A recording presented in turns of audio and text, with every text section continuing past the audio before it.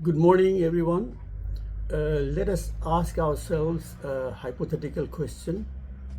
Suppose Jeffrey Epstein was a Muslim with a name like Mohammad Hussain or Shaikh Islam. Wouldn't a lot of people be jumping up and down and screaming to the top of their voices to draw everyone's attention to the pedophile's religion and blame his vile acts on his religious beliefs? A ceaseless torrent of vile abuse against Islam and Muslims would have ensued. Muslims in general would have been accused of being religiously driven pedophiles and sex-maniacs. As it turns out, there's only a couple of Muslim names in the documents from the so-called Epstein files released so far. On the other hand, we do have a who is who's list of Western names, members of the political, financial, economic, high-tech, and intellectual elite of the West, mostly Christian and Jewish. Epstein himself was a Jew with very close connections to Israel, as was his main partner in crime, Ghislaine Maxwell. The names that have been revealed so far include 3 members of royalty, 2 from the United Kingdom and 1 from Norway. Mentioned countless times in the Epstein files are President Trump and to a lesser extent former President Clinton, as also Elon Musk and Bill Gates, both of whom need no introduction. Ehud Barak, former Prime Minister and Army Chief of Israel, and Peter Mandelson, 2 times British Cabinet Minister, and more recently Ambassador to US, are exposed as very, very chummy with Epstein.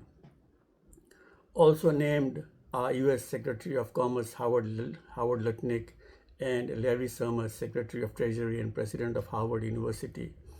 Then there is Alan Dershowitz, a celebrity lawyer, Harvard professor, and very prominent defender of Israel. Also named among others are Noam Chomsky, renowned professor, public intellectual, political activist, and icon of the left, as well as Lawrence Krauss, theoretical physicist and science communicator. Although being named in the files in itself is not an indication, let alone proof, of any crime or sexual abuse, the stature of the people on the list who were mingling with such a shady character is mind-blowing. What's worse, many of them continued to have close contact with Epstein for a whole decade after his conviction for serious sexual misconduct in 2009. Chomsky went so far as to blame the media vultures for the hysteria they had created around Epstein. As to Ehud Barak, the less said the better, although little is being said in the mainstream Western media. Virginia Roberts Giuffre, one of the more prominent victims of Epstein, has revealed shocking details of her abuse by someone she refers to as a well-known prime minister, now identified as Ehud Barak, former Israeli prime minister and defense minister. In a posthumously published memoir, Giuffre, who committed suicide last year, wrote that she was brutally raped, assaulted, and left bloodied in a series of savage encounters with this quote-unquote well-known prime minister. Giuffre wrote in a memoir, "He repeatedly choked me until I lost consciousness and took pleasure in seeing me in fear for my life. Horrifically, the Prime Minister laughed when he hurt me and got more aroused when I begged him to stop. I emerged from this bleeding from my mouth, vagina, and anus. For days it hurt to breathe and to swallow." Ehud Barak has admitted to his very close relationship with Epstein, but denied any wrongdoing. It is noteworthy, however, that in all of the coverage of the Epstein affair in the mainstream Western media, nowhere are the religion, ethnicity, or race of Epstein and his many friends being mentioned, let alone highlighted. Compare this with the outcry about the Pakistani grooming gangs of England, when in 2018, 20 men in England were convicted of trafficking and sexually abusing 15 young girls between 2004 and 2011.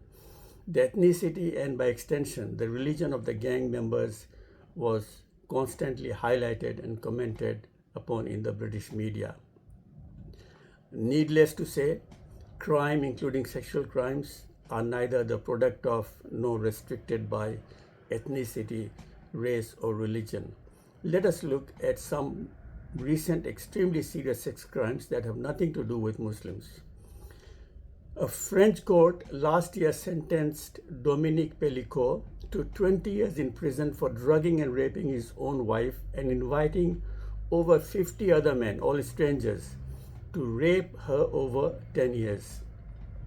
The crimes were committed while she lay unconscious in her own home, knocked out by tranquilizers her husband had mixed in her food and drink. He had a library of homemade images documenting years of abuse inflicted on his wife, more than 20,000 photos and videos in all, stored in computer drives and catalogued in folders. This led police to the other abusers whom Pellicot had recruited online to sexually abuse his wife of 50 years while he filmed the assaults. What if Pellicot and his 50-plus fellow rapists were Muslims or Arabs? I say this not to suggest that Muslims don't commit sexual crimes. They do, as do Hindus, Buddhists, Christians, Jews, non-believers, you name it. But whenever a Muslim is caught in the act, the Western tabloid press, joined by the Indian and Israeli media, creates a deafening noise about it, connecting the crimes to both Islam and to Muslim DNA. Now let's look at a few more reported cases of horrible sexual crimes that were committed by people with no Muslim or Islamic connection at all. In 2025, Dr. Major Blaine McGraw, a U.S. Army gynecologist, was found out to have secretly filmed thousands of his female patients during vaginal checks. Last year, Zhenao Zhu, a Chinese national and a PhD student in England, was jailed for life for drugging and raping 10 women in London and in his homeland China. He had also recorded videos of the harrowing attacks on his unconscious victims. He had kept a trophy box of the women's belongings, such as a red lipstick and earrings. Since his conviction, 24 other women contacted the police in London to say that they may have been attacked by him as well. In 2025, James Dawson was found guilty of 2 counts of rape against a girl under 16 and 5 counts of indecent assault against a girl under 14. He was also separately convicted of 10 further offenses, including rape and sexual assault. Dawson had targeted a girl in North Yorkshire when she was 8 and abused her over a period of 5 years. The Plymouth child abuse case of 2009 involved a child abuse and pedophile ring involving at least 5 adults from different parts of England. The case centered on photographs taken of up to 64 children by Vanessa George, a nursery worker and a mother of 2. It highlighted the issue of child molestation by women, as all but one of the members of the ring were female.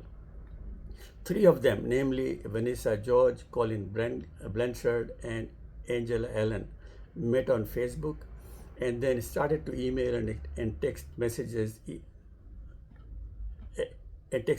each other. The messages were often of a sexual nature and moved on to child abuse. The police believed that the 3 were having a contest to see who could produce the most depraved pictures.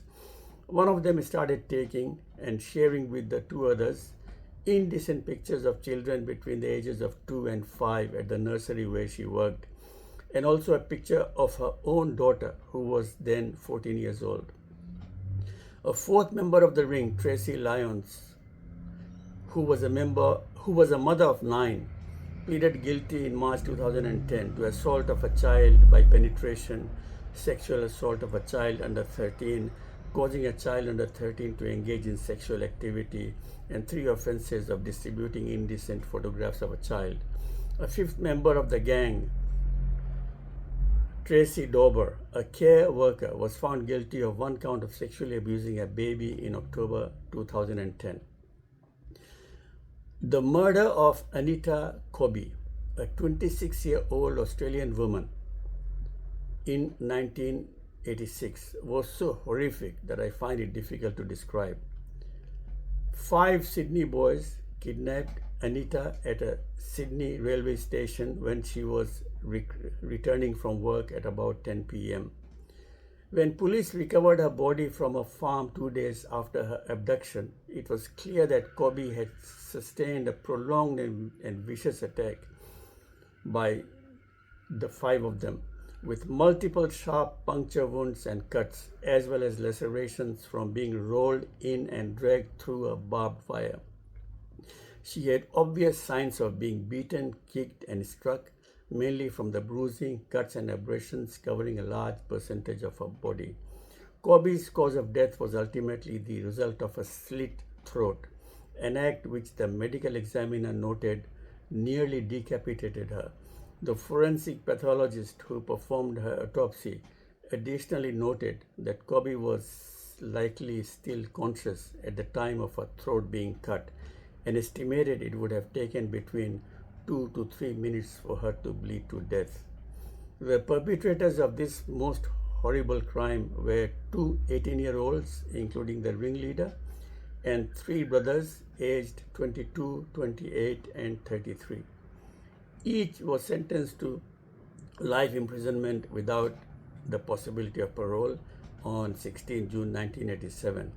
All five had over 50 prior convictions for offenses including armed robbery, assault, larceny, car theft, breaking and entering, drug use, escaping lawful custody, receiving stolen goods, and rape. Before I conclude, I ask you again to imagine if Epstein, Maxwell, Ehud Barak, Pellico, and the rest were Muslims. How would the Western press have reacted?